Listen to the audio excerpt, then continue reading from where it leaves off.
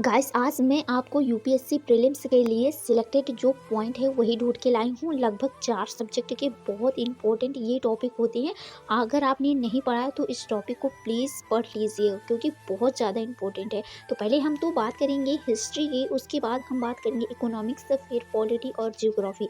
4 subject के मैंने important point को केवल आपको बताऊंगी। अगर नहीं पढ़ा है तो इसको ज़रूर पढ़ लीजिएगा। तो पहला पॉइंट हमारा हिस्ट्री का है, पहला सब्जेक्ट यानी कि हमारा है हिस्ट्री। हिस्ट्री में हम प्राचीन भारत, मध्यकालीन भारत और आधुनिक भारत के बारे में बात करेंगे। तो पहले हम प्राचीन भारत के बारे में बात कर लेते हैं। तो इसमें आपको पहला पॉइंट पढ़ लेना है हड़प्पा सभ्यता। इसमें हड़प्पा सभ्यता में क्या पढ़ना है, तो प्रमुख स्थल और इसकी विशेषता और इसकी लिपि क्या है। उसके बाद जो दूसरा चैप्टर है ये है वैदिक काल। वैदिक काल में है आर्यों का आगमन और समाज और धर्म, इसमें ये इंपॉर्टेंट पॉइंट पढ़ना है। और महाजनपद और बौद्ध जैन धर्म, गौतम बुद्ध, महावीर की शिक्षाएं, ये सारी पॉइंट पढ़ लेना। फिर लास्ट इसी में हमारा है कि मौर्य और गुप्त साम्राज्य के बारे में, जैसे कि अशोक, चंद्रगुप्त और प्रशासन वहाँ का कैसा था, ये आपको देख लेना है एंशिएंट हिस्ट्री में यानी कि प्राचीन भारत में। ठीक है, अब दूसरा हम बताते हैं इसी में हिस्ट्री का मध्यकालीन भारत। तो इसमें हम देखते हैं कि इसमें कौन सी इंपॉर्टेंट पॉइंट है। तो दिल्ली सल्तनत पढ़ना है, बट इसमें क्या पढ़ना है, तो इसमें गुलाम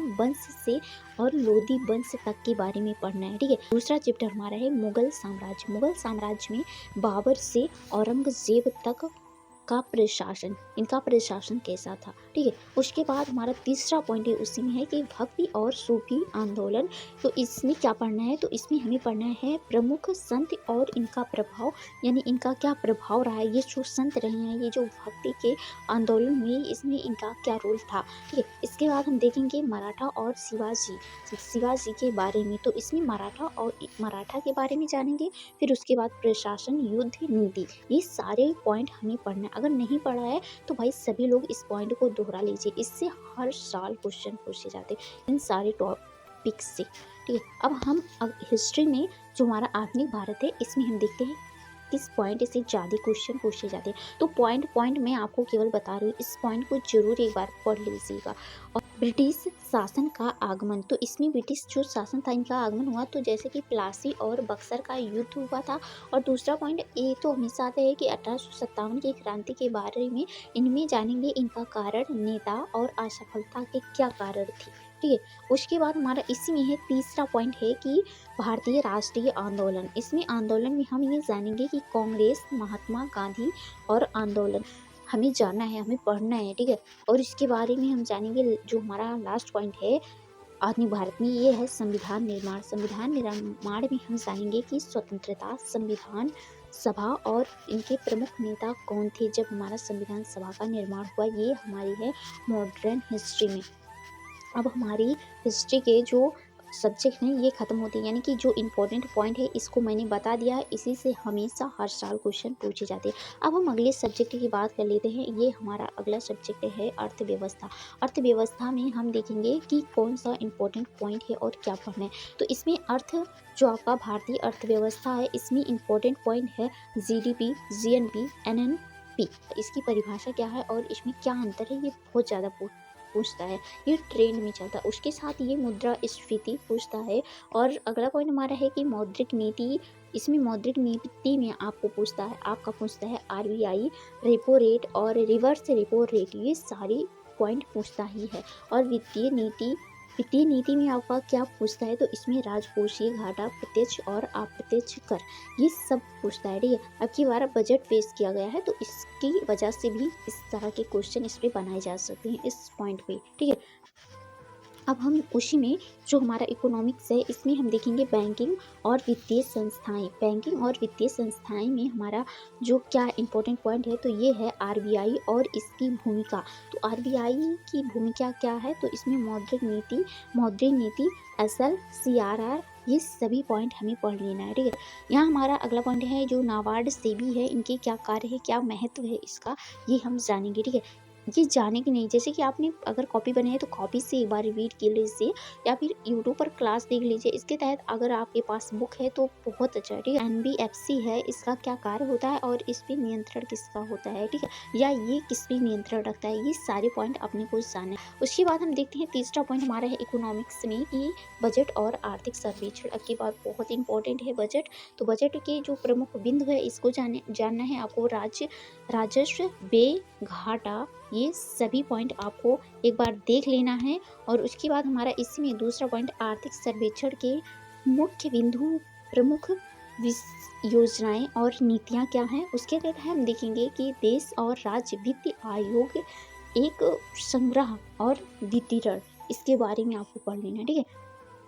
इसके बाद हमारा अगला पॉइंट है अंतर्राष्ट्रीय अर्थव्यवस्था। अंतर्राष्ट्रीय अर्थव्यवस्था में आपको क्या पढ़ लेना है, तो इसमें आपको पढ़ना है WTO, IMF, वर्ल्ड बैंक, इनकी प्रमुख भूमिका और भारत के संबंध में इनका क्या रोल है, ठीक है। इसके बाद हम अगला पॉइंट आपको देखना है, तो इसमें आपको अगला पॉइंट देखना है कि मुद्रा विनिमय दर। मुद्रा विनिमय दर में क्या पढ़ना है, तो स्थिर बनाम अस्थिर दर पढ़ना है। फिर BOP और CAD के बारे में भी देख लेना है, जैसे कि जिसमें आपको भुगतान संतुलन और चालू खाता घाटा क्या होता है, ये पॉइंट आपको देख लेना। मैंने इकोनॉमिक्स के जो इम्पोर्टेंट पॉइंट है इसको बता दिया है। अगर आपके पास बुक है तो इसे एक बार रिवाइज ज़रूर कर लें, और अगर आप नोट्स बनाए हैं तो बहुत अच्छा है, उसे भी रिवाइज कर सकते हैं, ठीक है। अब हम बात करते हैं तीसरे सब्जेक्ट की। तीसरे सब्जेक्ट बहुत इंपॉर्टेंट है। तो तीसरा सब्जेक्ट हमारा है हिस्ट्री। हिस्ट्री क्या है, इसमें हिस्ट्री में आपका है कि भौतिक भूगोल में क्या इंपॉर्टेंट पॉइंट है। तो इसमें पॉइंट आपको बताती हूँ मैं कि पृथ्वी की संरचना के बारे में जान लेना है, जैसे कि भूपर्वती, मेटल कोर, ठीक है। उसके बाद भूकंप और ज्वालामुखी के बारे में जानना है आपको, जैसे कि इसके क्या कारण है, ये कितने प्रकार के होते हैं, इसका क्या प्रभाव पड़ता है, क्या इम्पैक्ट पड़ता है, ये सारी चीज़ आपको जान लेना है। तीसरा पॉइंट हमारा है महाद्वीपीय प्रवाह सिद्धांत। तो इसमें हम देखेंगे कि जो प्लेट है टेक्टोनिक्स, ये क्या है, ठीक है। चौथा पॉइंट देखना है जलवायु एवं पवन तंत्र। पवन तंत्र में आपको देखना है मानसून, एल नीनो और जेट स्ट्रीम। ये देखो भाई, मैं इतनी पॉइंट बता रही हूँ ना, इसमें से एक ना एक क्वेश्चन बनता है, और इतने इंपॉर्टेंट पॉइंट बता रही हूँ कि एक बार ज़रूर पेपर अगर दोगे। और मैंने जो बताया इस पॉइंट को जो मैंने बता दिया है, इसके बारे में अगर आप पूरी जानकारी चाहते हो पढ़ना अपनी बुक से या फिर नोट से या फिर आप कहीं भी देख सकते हो, तो देख लो, लेकिन एक बार रिवाइज ज़रूर कर लेना है, ठीक है। इससे बहुत ज़्यादा क्वेश्चन पूछता है। और उसके बाद हम देखते हैं भारत का भूगोल। भारत के भूगोल में हम देखेंगे कि भारत का भूगोल क्या है। तो भारत का भौतिक विस्तार कहाँ से कहाँ तक है, मतलब कि इसका अक्षांश और देशांतर के बारे में जानेंगे। उसके बाद हिमालय और उत्तर भारत के मैदान के बारे में, जैसे कि पर्वत श्रृंखलाएं और गंगा ब्रह्मपुत्र मैदान। उसके बाद हम जानेंगे भारत का जो भूगोल हमारा है, इसमें हमारा तीसरा पॉइंट है कि प्रायद्वीपीय पठार और तटीय क्षेत्र। तटीय क्षेत्र में क्या जानेंगे हम, दक्कन का पठार, पश्चिम और पूर्वोत्तर घाटी। उसके बाद हमारा अगला पॉइंट है कि नदी और जल संसाधन, यानी कि हिमालयी और प्रायद्वीपीय नदियाँ। ये सारे पॉइंट आप अगर सोच रहे हो भाई, जैसे कि आपको जियोग्राफी पढ़ रहे हो, कोई भी सब्जेक्ट पढ़ो, तो उसे अपने से रिलेट करके देखो सब्जेक्ट बना है तो आप उसके बारे में नहीं जानते हो, लेकिन आपके साथ वो सारी प्रोसेस होती हैं। पॉइंट हमारा है कि कृषि और प्राकृतिक संसाधन। कृषि और प्राकृतिक संसाधन में क्या कृषि में होता है, तो मिट्टी के कितने प्रकार होते हैं, जैसे कि जलोढ़, काली, लाल और लेटेराइट मिट्टी, ये सारी के बारे में पूछ सकता है क्वेश्चन, ठीक है। और उसके बाद हम देखेंगे कि भारतीय कृषि के प्रकार, यानी जो भारत में कृषि होते हैं ये कितने प्रकार के होते हैं। तो इसमें प्रकार जैसे कि खाद्य, फलें और व्यापारिक फसलें, ठीक है। खाद्य, फलें और व्यापारिक फसलें, खनिज और ऊर्जा संसाधन के बारे में जानेंगे, जैसे कि कोयला, पेट्रोल और नवीकरणीय ऊर्जा के बारे में आपको जान लेना है। उसके बाद हम अगला पॉइंट देखते हैं, हमारा जो जियोग्राफी है इसमें है पर्यावरण और पारिस्थितिकी, यानी कि इन्वायरमेंट और इकोलॉजी से क्वेश्चन कैसा पूछता है, यहाँ आपको देखना है कि किस पॉइंट से पूछता है, ठीक है। कि राष्ट्रीय उद्यान और वन्य जीव अभ्यारण्य के बारे में, इसमें जैसे कि प्रमुख पार्क और बायोस्फीयर रिजर्व के बारे में भी पूछता है कि कितने हैं बायोस्फीयर रिजर्व। तो आपको कमेंट करना है कि भारत में अभी कितने बायोस्फीयर रिजर्व हैं। दूसरा पॉइंट हम देखेंगे जलवायु परिवर्तन और ग्रीन हाउस प्रभाव, यानी इसका क्या इम्पैक्ट पड़ता है, जैसे कि ग्लोबल वार्मिंग और इसके उपाय क्या हैं। उसके बाद हमारा जो अगला पॉइंट इसी में है कि संयुक्त राष्ट्र जलवायु महत्व में पेरिस समझौता और कॉप सम्मेलन। ठीक है, ये आपको पॉइंट जान लेना है जियोग्राफी में। तो बहुत इंपॉर्टेंट मैंने पॉइंट बता दिए हैं, अगर आपने नहीं पढ़ा है तो इसको पढ़ लेना है। फिर उसके बाद हम देखते हैं पॉलिटी में हम देखेंगे इंपॉर्टेंट पॉइंट। ठीक है, तो इम्पोर्टेंट पॉइंट जैसे कि संविधान के बारे में बहुत ज़्यादा जानना जरूरी है। तो संविधान में क्या जानेंगे कि भारत की जो संविधान है इसकी क्या विशेषता है, जैसे कि इसमें हम जानेंगे संगठनात्मक, संसदीय और गणतांत्रिक। उसके बाद हम जानेंगे कि संविधान की क्या प्रस्तावना थी। प्रस्तावना में हम ये आपको देखना है कि संप्रभुता, समाजवादी और धर्मनिरपेक्षता क्या थी, ये इसकी प्रस्तावना है। उसके बाद तीसरा है कि मौलिक अधिकार में आपको जानना है कि 12 से और 35 तक के अनुच्छेद में इसकी क्या विशेषता है और ये इसमें क्या क्या दिए हुए हैं जो ये आर्टिकल है। उसके बारे में आपका चौथा पॉइंट है मौलिक कर्तव्य। अगर आपको अधिकार दिया गया है तो आपके कर्तव्य भी हैं। तो फंडामेंटल राइट के बारे में जाने हैं आपको, और इसमें जो आपका अनुच्छेद है ये है कि 51 का ए, तो इसके क्या कर्तव्य हैं ये भी आपको देख लेना है। उसके बाद आपका है राज्य के नीति निर्देशक तत्व, यानी कि डीपीएसपी में आपको अनुच्छेद 36 से 51 तक के बारे में जान लेना है। ठीक है, उसके बाद में इसकी सामाजिक और आर्थिक नीति क्या है। ठीक है, अब हम इतना पॉइंट अगर आप पढ़ लेते हो तो जान लो भाई सभी लोग कि संविधान के बारे में आपने जान लिया।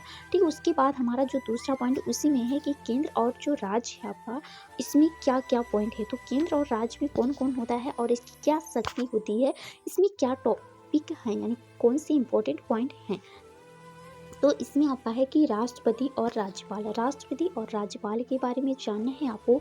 तो जैसे कि इनकी क्या कार्य हैं, इनकी क्या शक्ति हैं और इनका निर्वाचन कैसे होता है। ठीक है, उसी प्रकार से आपको देखना है प्रधानमंत्री और मुख्यमंत्री के बारे में। तो इनकी क्या भूमिका है, ये कौन सा कार्य करते हैं और इनकी क्या शक्ति है। देखो भाई, टॉपिक में बहुत ज़्यादा सिलेक्ट करके लाती हूँ। ठीक है, और इसके बाद हमारा तीसरा पॉइंट है संसद और विधानमंडल। संसद और जो विधानमंडल है इसमें लोकसभा, राज्यसभा और राज्य विधानसभाएं की अधिनियम निर्माण की प्रक्रिया क्या है। जो हमारे अधिनियम का निर्माण हुआ है ये कैसे हुआ है, इसमें हमें जानना होगा। विधेयक से कानून बनाने की प्रक्रिया क्या है। उसके बाद हमें जानना होगा कि राज्यपाल और राष्ट्रपति शासन, यानी कि अनुच्छेद 356, और उसके साथ आपको बताना है कमेंट करके नीचे कि 356 तो याद कर लेना है। ठीक, उसके बाद आपको एक आर्टिकल और भी पढ़ लेना है 365। ठीक है, इसमें दोनों में क्या डिफरेंट है आपको नीचे कमेंट कर देना है। और इसके बाद अगर आपका पॉलिटी में 2 पॉइंट खत्म होते हैं तो तीसरा पॉइंट हम देखते हैं कि न्यायपालिका क्या है। तो न्यायपालिका में आपको देखना है कि सुप्रीम कोर्ट और हाई कोर्ट, यानी जो न्याय मुझे दिलाता है। तो पहले तो सबसे बड़ा भाई सुप्रीम कोर्ट, और सुप्रीम कोर्ट के बाद हाई कोर्ट में क्या हमें देखना है, इन दोनों के बारे में हम क्या देखेंगे।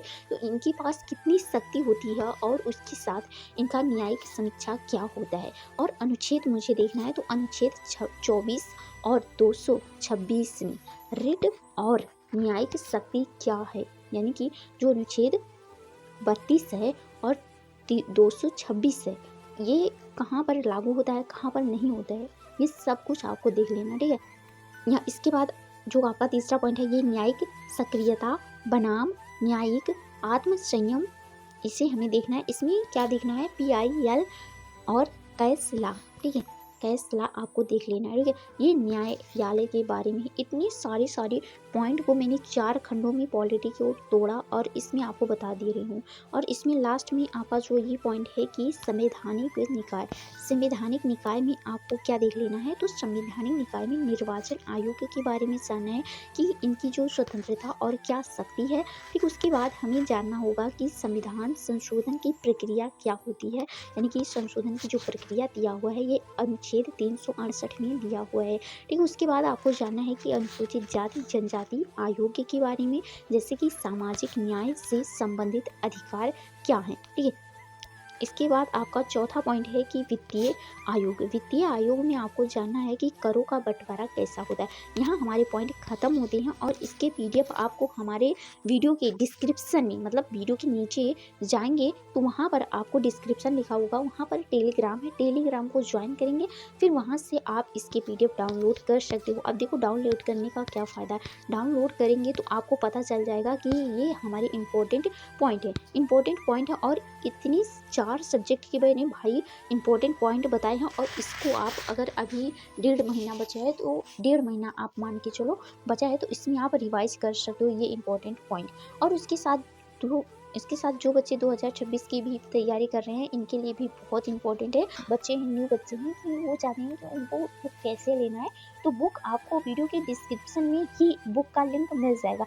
अब मैंने बुक को कैसे रखा है कि भाई बुक का नाम दिया है, फिर उसके नीचे ठीक मैंने उसके नीचे ही उसका लिंक दे दिया है, और इसके बावजूद भी नहीं समझ में आता है तो भाई टेंशन नहीं लेने को। मैं कल एक वीडियो 2 मिनट का बना दूंगी और उससे देखकर आप बुक वहाँ से बाई कर सकते हैं। मैं चाहती हूँ कि जो बच्चा 2025 में पेपर दे रहा है और उसके साथ इस वीडियो को देख रहा है, तो उसे एक बार ज़रूर रिवाइज कीजिएगा और नीचे ज़रूर कमेंट कीजिएगा कि आप 2025 में पेपर दे रहे हैं, ठीक है। और उसके साथ ये भी बताइएगा कौन कौन से बच्चे न्यू हैं।